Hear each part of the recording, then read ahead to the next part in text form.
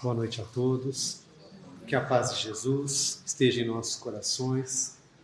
Gostaria de agradecer a possibilidade de aqui estar. Todo o cuidado, toda a deferência, todo o amor de Deus por mim e por cada um de nós. Todos nós aqui reunidos, para que pudéssemos nesta noite encontrar aquilo que buscamos.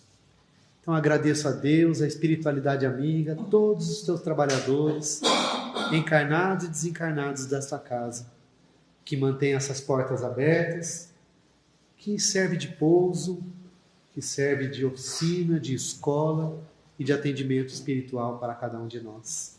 Então agradeço a possibilidade daqui estar. E nessa noite, de forma muito simples, gostaria de refletir com os irmãos sobre o capítulo 25 do Evangelho segundo o Espiritismo, Buscai e achareis. E mais especificamente sobre o Sermão do Monte. Nas passagens de Mateus 5, onde Jesus começa a descrever aquele que seria o roteiro para a humanidade. Jesus vai ali, naquela tarde memorável, dizendo do nosso roteiro e daquilo que a humanidade precisaria percorrer nesta viagem ao interior de si mesma, para que pudesse se encontrar novamente com todas aquelas virtudes colocadas como sementes divinas no interior de cada um.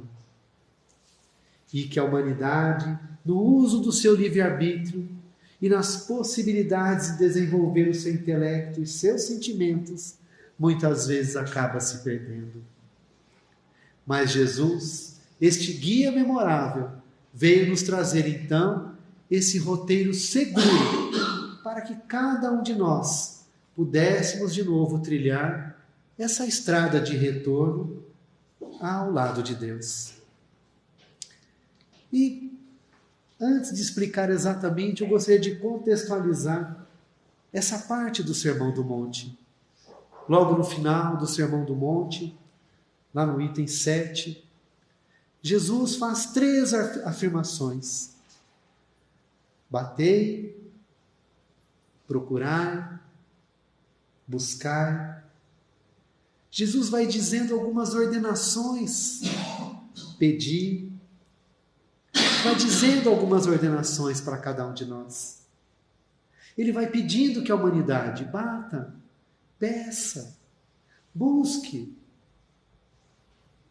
E no grande sentido de que é a nossa parte a fazer. Deus, em sua bondade, encheu o planeta de belezas, de possibilidades do nosso crescimento. Nos colocou num planeta tão lindo e maravilhoso, para que pudéssemos desenvolver todas as nossas capacidades de amar, de nos tornarmos espíritos puros e alcançarmos a felicidade plena. Mas o porquê do buscar? E aí eu gostaria de refletir com os irmãos. O que temos buscado enquanto irmãos de caminho? Quais portas temos batido? O que temos procurado? Hoje, uma noite de sábado, aqui estamos. E consultando o nosso coração, o que estamos buscando? Qual é a nossa busca? O que ansiamos? São reflexões. E dentro desta busca que a humanidade tem feito, dessas portas que a humanidade tem batido, Jesus prometeu o Consolador. E eis que Allan Kardec, esse cérebro humano da humanidade, veio codificar o Espiritismo. E começa como uma filosofia, uma ciência. E Allan Kardec, então, vê esse sentido moral religioso na doutrina espírita. E começa, então, a codificar o Evangelho segundo o Espiritismo. E quando Allan Kardec pergunta para os espíritos em que se tornaria o espírito humano, o espírito humano, após a sua última encarnação, os espíritos responderam: espírito bem-aventurado, espírito feliz. Allan Kardec, então, vê o Sermão do Monte, as bem-aventuranças, como o código divino. Então, junto à espiritualidade responsável pela codificação da doutrina, elaboram, então, o Evangelho segundo o Espiritismo. E Allan Kardec, um pedagogo, o professor Rivaio, vem, então, facilitar a nossa compreensão do Sermão do Monte. Então, todo o Evangelho segundo o Espiritismo baseado no Sermão do Monte. E ele vai dividindo o Evangelho segundo o Espiritismo. Nos primeiros 4 capítulos e a introdução, vem trazer e provar dentro das Escrituras a imortalidade da alma. Não vim destruir a lei, meu reino não é deste mundo, ninguém pode ver o reino de Deus se não nascer de novo. Há muitas moradas na casa do meu Pai. Vem trazer então a base da nossa crença, a imortalidade da alma. No capítulo 5 ao capítulo 10, traz então a descrição das bem-aventuranças, o nosso código divino. Aquilo que a humanidade deveria seguir para alcançar a sua plenitude de felicidade, as bem-aventuranças. Do capítulo 11 ao 17, seria o caminho individual da nossa redenção. Amar ao próximo como a si mesmo, perdoai os inimigos. Fora da caridade não há salvação. Honrai a teu pai e a tua mãe. Sede perfeitos. O caminho individual. Do 18º até o 26º capítulo, o caminho coletivo da humanidade. O que nós deveríamos fazer um para os outros para alcançar a bem-aventurança. Pois que ninguém vai conseguir ser feliz sozinho. Só conseguimos ser felizes junto do outro, junto do próximo, fazendo o próximo feliz. Então, este capítulo, Buscai e Acharei do Evangelho segundo o Espiritismo, tem a ver com o nosso trabalho coletivo. E é dentro desse aspecto do trabalho coletivo, o que nós estamos fazendo uns para os outros, que obras temos deixado, quais têm sido os nossos exemplos, o que temos construído no coração das pessoas, o que temos construído no coração dos nossos familiares e amigos, dentro da nossa comunidade.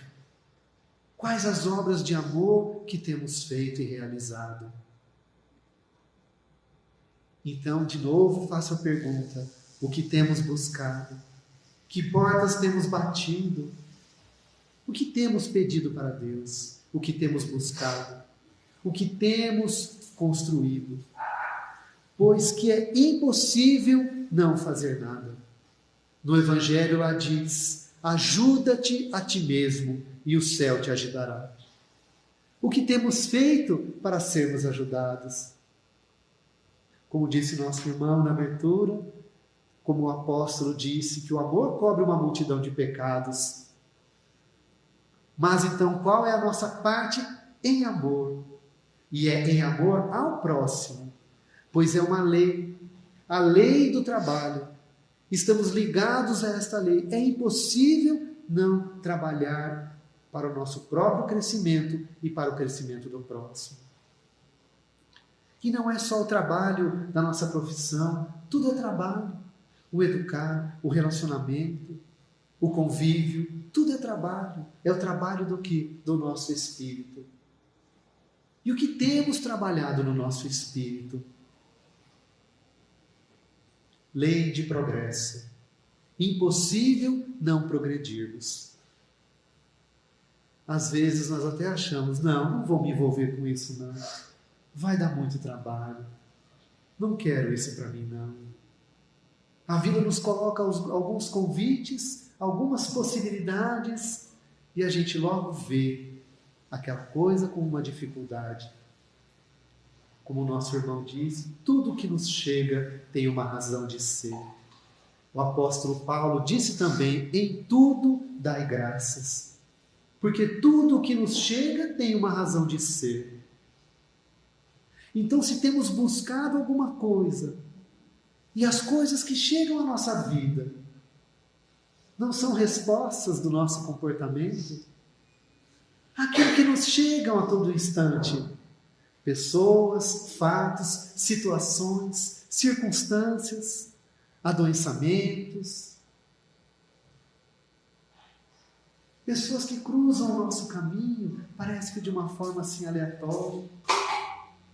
E se estamos dentro desta lei de trabalho, da lei de progresso, desta lei de ação e reação, tudo que nos chega tem uma razão de ser.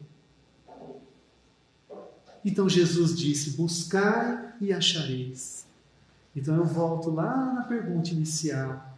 O que temos buscado? Quando saímos de nossa casa pela manhã, ao nos dirigirmos ao nosso trabalho, ou vindo aqui ao nosso grupo espírita, o que temos buscado? Quando vamos de encontro a um amigo, ou numa reunião de família, o que nós vamos buscar junto àqueles? Uma simples convivência? Ou já temos a consciência de que tudo aquilo que nós fazemos ao próximo reflete para nós mesmos? Aquilo que chega à nossa vida, aquilo que chega próximo de nós, uma resposta desta grande lei de amor, dessa grande lei de amor, de justiça e de caridade, que tem o propósito principal de nos educar a amar. E amar dá trabalho. As mães aqui eu digo, né? Nesse mês de maio, homenagem às mães. Amar dá trabalho. Temos que despender tempo, atenção, se colocar no lugar dele, esquecer as nossas próprias dores, esquecer as nossas próprias dificuldades, para fazer o próximo feliz. No caso, um filho. Mas se somos todos filhos de Deus, então todos são os nossos filhos, somos todos irmãos. E nesta grande lei de justiça, de amor e de caridade, nós vamos aos poucos compreendendo que aquilo que nos chega é resposta da nossa busca.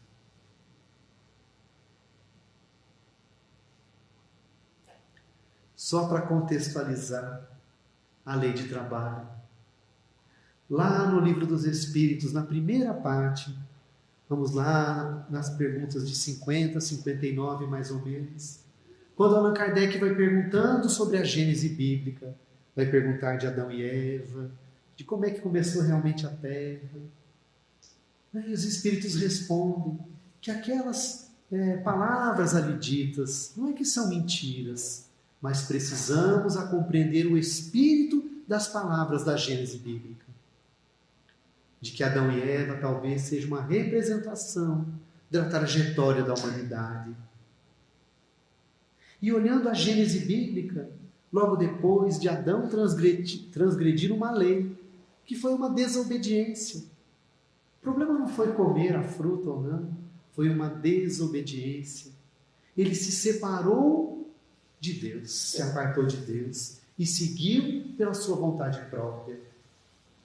E o que disse então o Senhor Deus a Adão?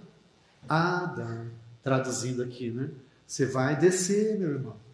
Vai ter que trabalhar, vai trabalhar a terra, com o suor do seu rosto, vai plantar, vai colher o pão, você vai ter que trabalhar agora, Adão. Vai ter que construir dentro de ti mesmo esse retorno a esse Éden, a esse paraíso. E aonde seria esse paraíso? senão dentro do nosso próprio coração, com o nosso coração pleno de amor, vendo em tudo e em todos a representação divina. Tem um poema muito bonito do século XVI, um poeta chamado John Milton, O Paraíso Perdido. E logo ao final desse poema, ele vai transcrevendo assim na sua literatura, provavelmente inspirada, o arcanjo Miguel dizendo a Adão, na despedida de Adão e Eva do paraíso: Adão, não te entristeças, ainda construirás dentro de ti mesmo um paraíso muito mais feliz. E esse paraíso se chamará no futuro caridade.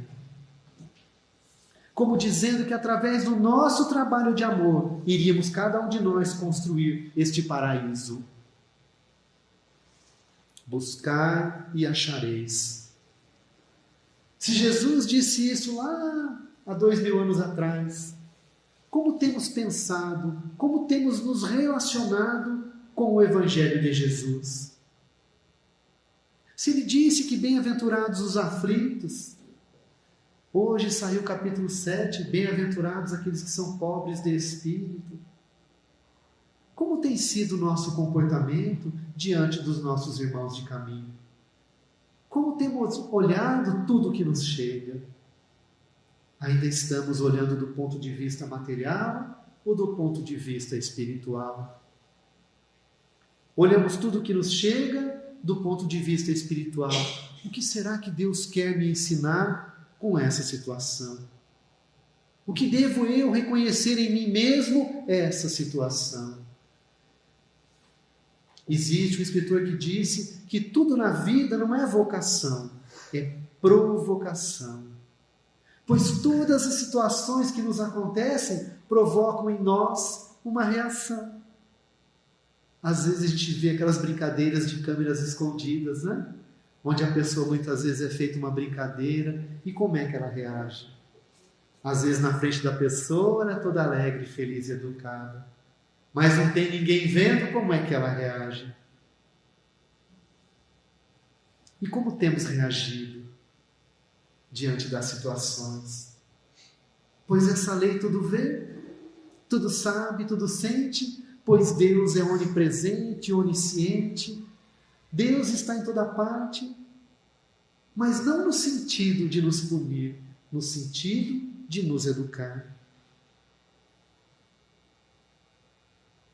Onde pedir, então? Onde buscar? Onde bater? Se Jesus fez essa afirmação e esse pedido para cada um de nós: bater, buscar, pedir. E aonde a gente vai pedir? Aonde nós vamos buscar? Tem uma pergunta no Livro dos Espíritos, que é a 625. Quando Allan Kardec viu assim: bom, nós já temos o código. Alguém já deixou a receita para nós sermos felizes. A bem-aventurança é a receita para sermos felizes. Mas quem é o professor? Quem é aquele que já viveu tudo isso? Quem é que pode nos mostrar o caminho? Quem é o tipo mais perfeito que passou pela Terra? E é a resposta mais curta do Livro dos Espíritos: Jesus. Jesus é o tipo mais perfeito que passou pela Terra. Por isso ele disse: eu sou o caminho, a verdade e a vida. Que também tem uma simbologia para o nosso crescimento, mas não vem hoje ao caso aqui. Hoje é o que temos buscado, o que temos pedido. Que portas temos tocado? Pois isso vai nos trazer a resposta daquilo que estamos chegando, para podermos compreender o nosso caminho, aquilo que nos chega, e podemos retomar a nossa rota de volta a Deus. Existe um livro do nosso querido Francisco Cândido Xavier, o Espírito Emmanuel, chama-se Pensamento e Vida. É um livro pequenininho, São poucas páginas, mas de uma profundidade, onde Emmanuel nos diz assim, que a mente é o espelho da vida em toda parte. E ele coloca a vida como tudo aquilo que está à nossa volta. E diz que o nosso pensamento reflete aquilo que vai no nosso coração. Aquilo que vai no nosso coração está sendo refletido aqui à nossa frente. E isso cria um campo de energia. E vamos atraindo situações semelhantes àquilo que temos sentido. E aí chegam aquelas situações que a gente fala, mas nossa, eu nem sou tão raivoso assim.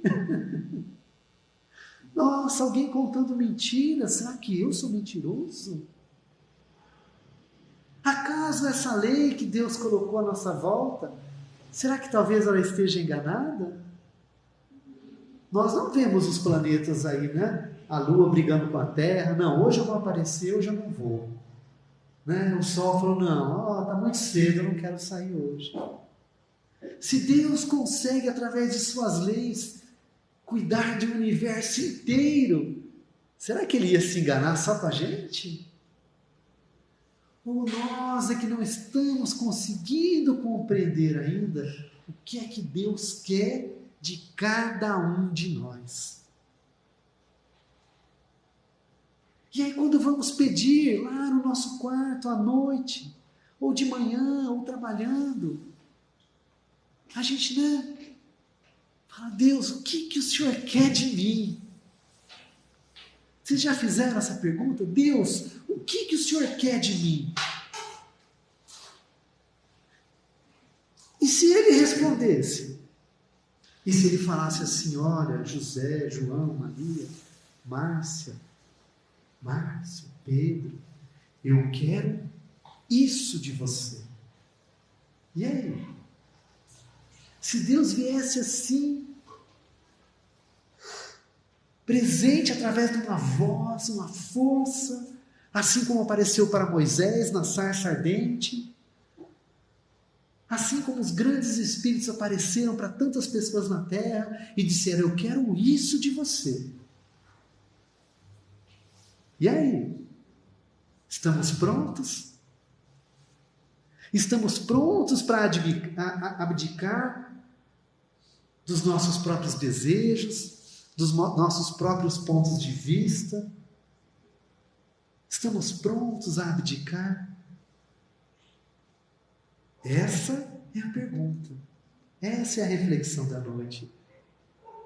Porque às vezes queremos ir para um canto e fura o pneu do carro, acontece alguma coisa, a gente não consegue ir, a gente insiste numa situação, mas a vida nos leva para outra. E aí nós perguntamos, Deus, o que o Senhor quer de mim? Talvez assim nos sentíssemos mais seguros com a companhia de Deus, dizendo, faça isso, faça aquilo, agora aperte este botão, acenda esta luz, cumprimente aquela pessoa. Mas se fosse assim, qual mérito teríamos? Qual mérito teríamos? Talvez aqui tenha alguns professores presentes, espero que sim. De que forma que um professor quer que o seu aluno aprenda? Se não, colocando ele em condições para que ele possa compreender o processo. É assim, é isso, o significado é isso, então eu vou. E foi isso que Jesus veio trazer para nós, no Sermão do Monte, pedindo-nos a humildade, a pureza de coração, e de que quando a aflição nos visitasse, poderíamos compreender que aquilo seria uma lei de retorno. E se a vida é uma colheita, nós estamos colhendo, nós também podemos plantar. Então o nosso pedido, o nosso bater, o nosso buscar, não é mental. É o fazer, é o sentir. O que estamos plantando? Qual tem sido a nossa sementeira? E o que tem voltado? Eu não tenho respostas. Hoje a gente só vai fazer perguntas. Só perguntas para que a gente possa refletir e poder compreender o que Deus está pedindo para cada um de nós.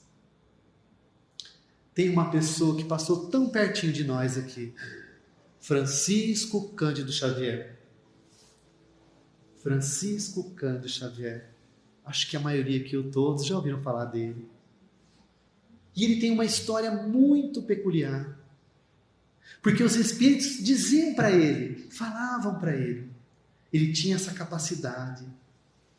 Mas ele sempre tinha a decisão, vou fazer ou não vou fazer. E isso que eles estão me pedindo, é bom só para mim ou é bom para todo mundo? O que Deus está querendo que eu faça, é bom só para mim ou é bom para todas as pessoas que estão à minha volta? A diferença entre o bem e o mal é essa. O bem tem que ser bem para todo mundo e não só para mim.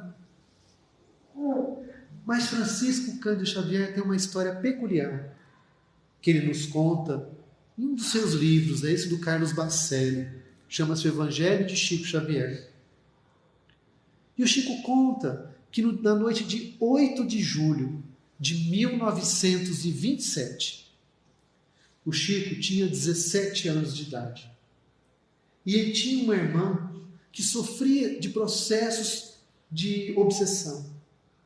E o Chico era muito católico. Ali comungava, tinha o padre Scarcelli, que era o confessor dele, que o ajudava muito, pois o Chico não entendia ainda que aquilo que ele tinha era mediunidade. E o Chico, então, tinha um grupo de pessoas em Pedro Leopoldo que começava uma pequena oficina de espiritismo, onde recebia alguns benfeitores através de um círculo de preces e ajudavam as pessoas. Então ficaram sabendo que talvez a irmã do Chico poderia ser ajudada. E o Chico, com seu coração puro, se dirige até aquele grupo. Eram pessoas conhecidas. E ele ali comparece. E quando começa o trabalho, Chico com 17 anos, uma pessoa disse para ele, Chico, pegue lápis e papel e pense em Jesus. O Chico disse que ele não sentiu mais o braço dele. E o braço dele mecanicamente começou a escrever.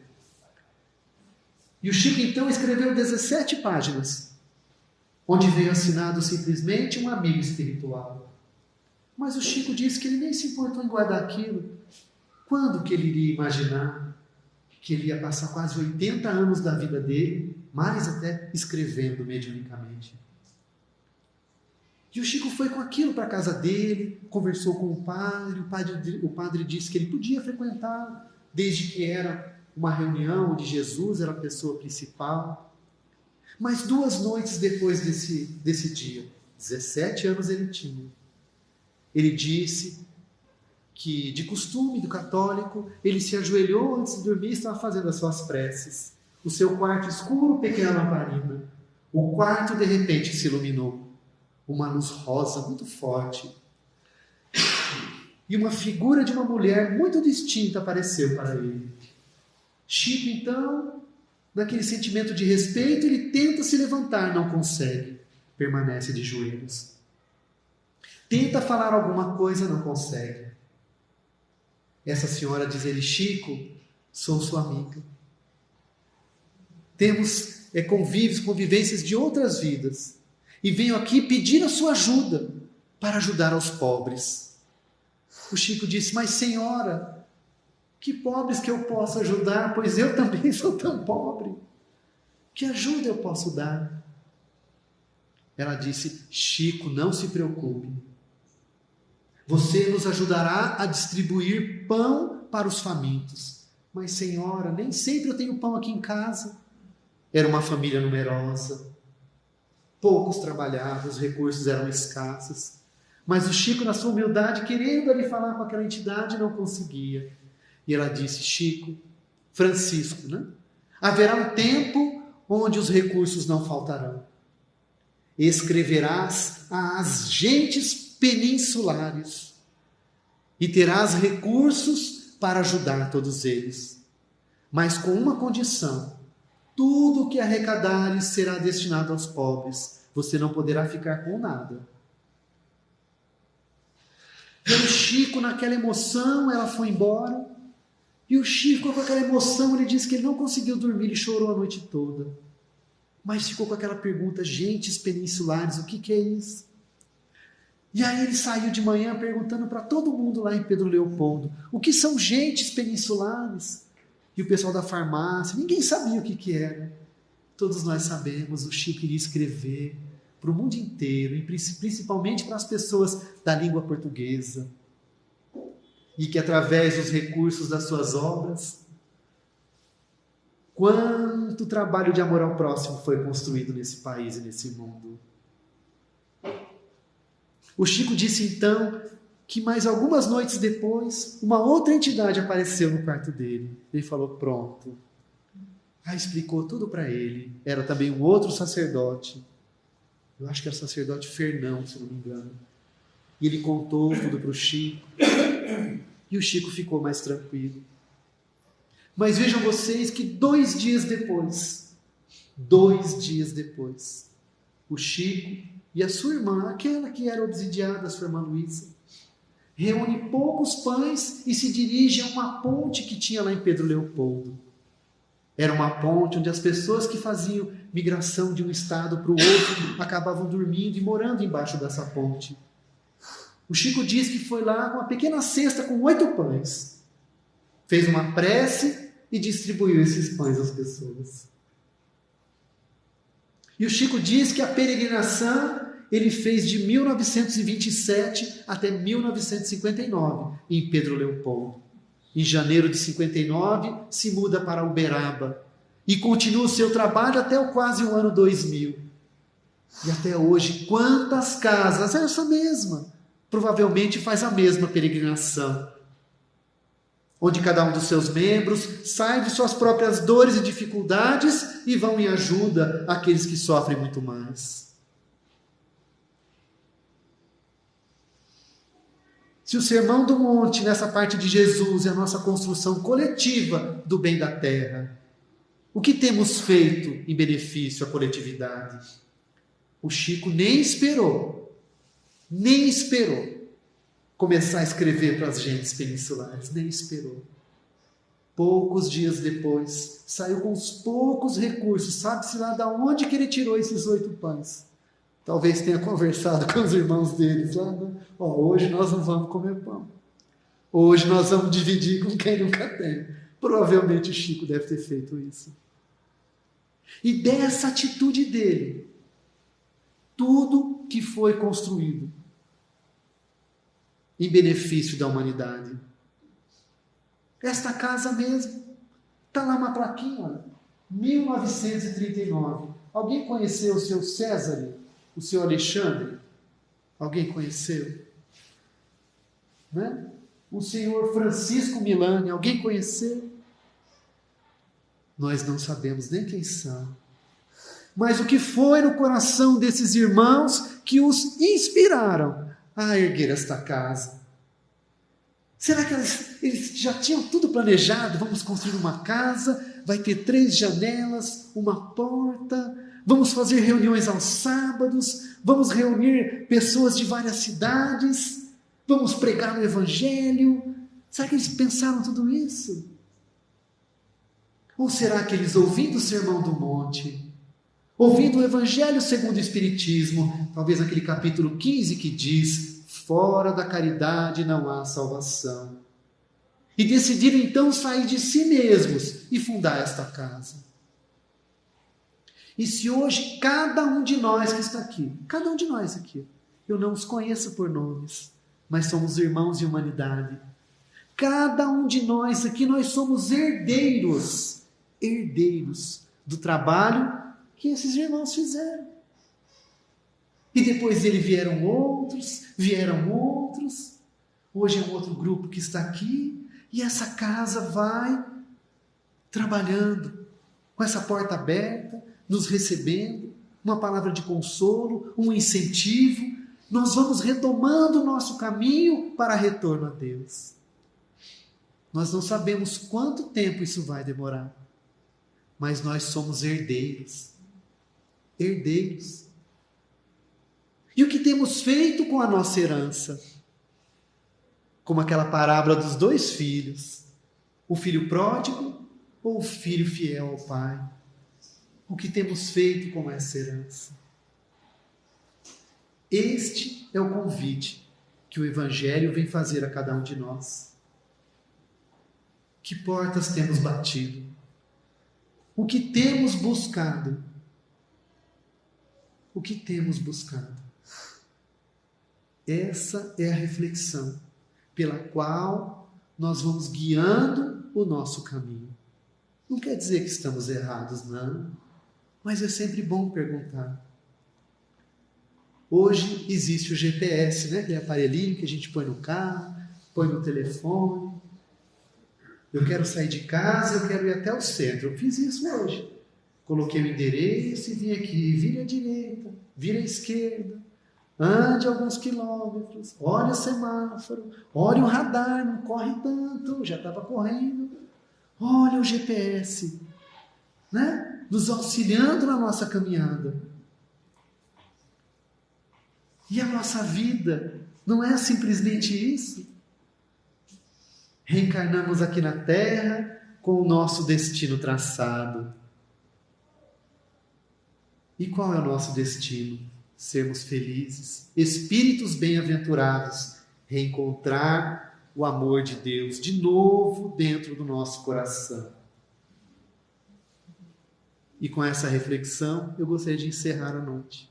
Desculpe não ter respostas, mas que a gente possa sair daqui hoje pensando nos nossos caminhos e amanhã acordarmos assim, mais firmes e fortes e retomando a nossa caminhada. Uma boa noite a todos e muito obrigado.